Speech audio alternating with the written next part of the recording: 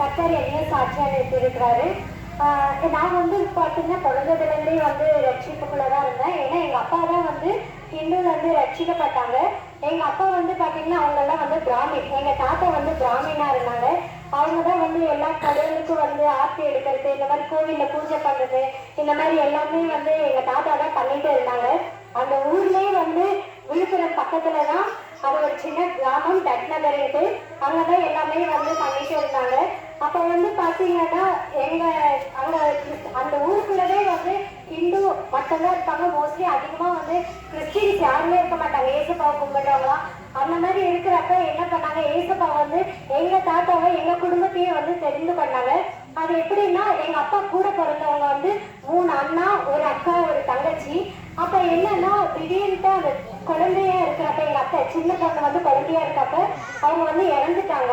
இறந்ததும் வீட்டுல வந்து எல்லாரும் ஒரு சோகமாயிட்டு ரொம்ப முடியாத எல்லாரும் அவ்வளவு துக்கத்து என்னென்னமோ பண்ணாங்க. எங்க தாத்தா வந்து அவர் கும்பிட்ட எல்லா கடவுளையும் வேணுனாங்க, ஆனா என்னமே ஆகல. அதுக்கப்புறம் என்ன பண்ணாங்க, சரின்ட்டு சொந்தக்காரங்க ஊர்ஜனம் எல்லாருமே கூடி அது அந்த ஒரு நாள் முழுக்க அந்த குழந்தைய வச்சிருந்து அடக்கம் பண்றதுக்காக எடுக்கிற நேரத்துல என்னன்னா பெங்களூர்ல இருந்து ஒரு டீம், இந்த மாதிரி ஒரு ப்ரேயர் பண்றதுக்காக ஒரு டீம் வந்திருந்தாங்க.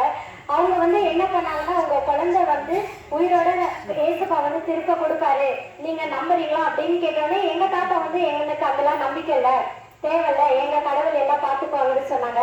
ஆனா அந்த நேரத்துல வந்து எங்க பாட்டி என்ன சொன்னாங்கன்னா, இந்த குழந்தை உயிரோட எழுந்துச்சு அப்படின்னா நாங்க கண்டிப்பா எங்க முழு குடும்பமே வந்து நாங்க ரட்சிக்கப்படுறோம், ஏசப்பாக்க நாங்க எப்பவுமே வந்து உயிர் உள்ள வரைக்கும் சாட்சியா இருக்கோம்னு சொல்லியிருக்காங்க. அவங்க எங்கேயோ இருந்து வந்தவங்க, யாருமே தெரியாதவங்க, எங்களுக்காக வந்து அந்த நேரத்துல வேதனைப்பட்டு துக்கிட்டு கண்ணீர் வடிச்சு ஏசப்பா கிட்ட ப்ரேயர் பண்ணாங்க. ப்ரேயர் பண்ண கொஞ்ச நேரத்துல அந்த இறந்த குழந்தைக்கு வந்து உடம்புல லேசா அசைவு தெரிய ஆரம்பிச்சிருக்கு. அந்த உடம்புல இருந்த வீப்பு கொஞ்சம் கொஞ்சமா வத்த ஆரம்பிச்சிருக்கு. அப்புறம் தான் பார்த்தா அந்த குழந்தை எழுந்து அழுதுருக்கு. அப்ப இருந்து என்னன்னா எங்க சொந்தக்காரங்க, எங்க பாட்டி அப்பா கூட பிறந்தவங்க மட்டும் இல்லாம அந்த ஊர்ல பல குடும்பம் வந்து ரட்சிப்புக்குள்ள வந்தது. இப்ப அந்த இடத்துல வந்து பாத்தீங்கன்னா மோஸ்ட்லி பார்த்தா இந்த ஜாதிக்காரங்க, இந்த ஹிந்து அந்த மாதிரி வேற யாரும் இருக்க மாட்டாங்க, வெறும் கிறிஸ்டின்ஸ் மட்டும்தான் இருப்பாங்க. அந்த கிராமமே அந்த மாதிரி ஒரு ரட்சிப்புக்குள்ளாக இருக்கு. அது மட்டும் இல்லாம நாங்க அதுக்கப்புறம் எங்க தாத்தா அண்ணா வந்து அவ்வளவு சீக்கிரம் வந்து அந்த விக்கிரத்தை விட்டு கிறிஸ்துக்குள்ள வர்றதுக்கு அவருக்கு மனசே இல்லை. ரொம்ப நாள் அவர் வந்து அதுலேயே தான் இருந்தாங்க. ஆனா எங்க பெரியப்பாங்க, எங்க அப்பா, அத்தை எல்லாரும் வந்து ஏசப்பாக்குள்ள ரட்சிக்கப்பட்டாங்க. அப்புறம் அவருக்காக எல்லாரும் ப்ரேயர் பண்ண ஆரம்பிச்சாங்க. சில வருஷம் கழிச்சு என்ன ஆச்சுன்னா, அவரே வந்து வேதத்தை படிச்சு எல்லாமே வந்து எது உண்மைன்னு தெரிஞ்சு எங்க குடும்பத்துல எல்லாரும் காட்டிலும் அவர் தான் ஏசப்பாக்குள்ள ரொம்ப உண்மையுமா நெருக்கமா இருந்தாரு.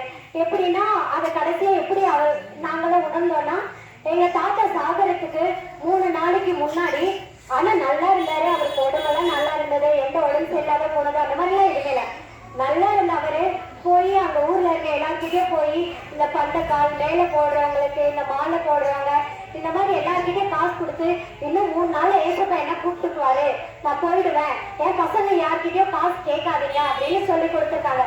அவங்களாம் வந்து ஏதோ ஒரு சரி ஓகே வயசாயிடுச்சு ஏதோ பேசுறாங்க அப்படின்ட்டு எல்லாம் நினைச்சு விட்டுருக்காங்க.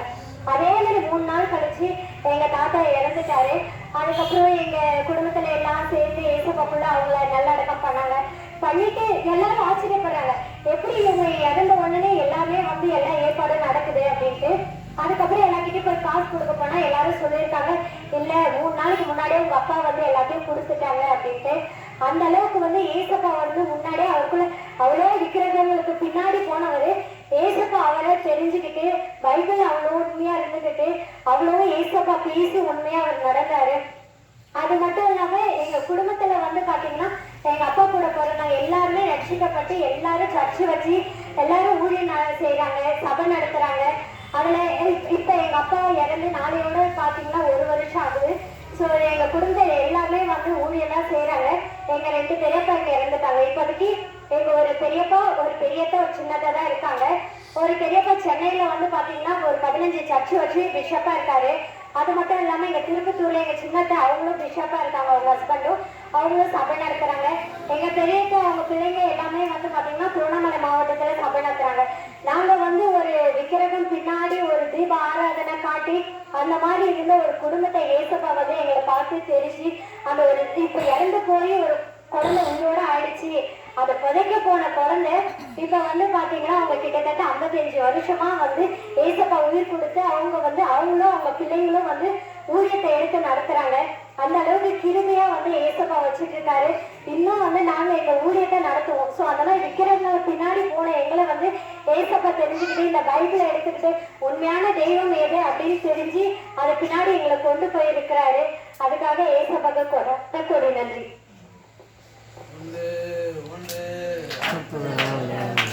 நல்லவை உண்டு உண்டு அற்புத வல்லமை இயேசுவே ரத்தத்தால். வல்லமை உண்டு அற்புத வல்லமை ஆட்டை போட்டே ரத்தத்தினால். வல்லமை உண்டு உண்டு அற்புத வல்லமை இயேசுவே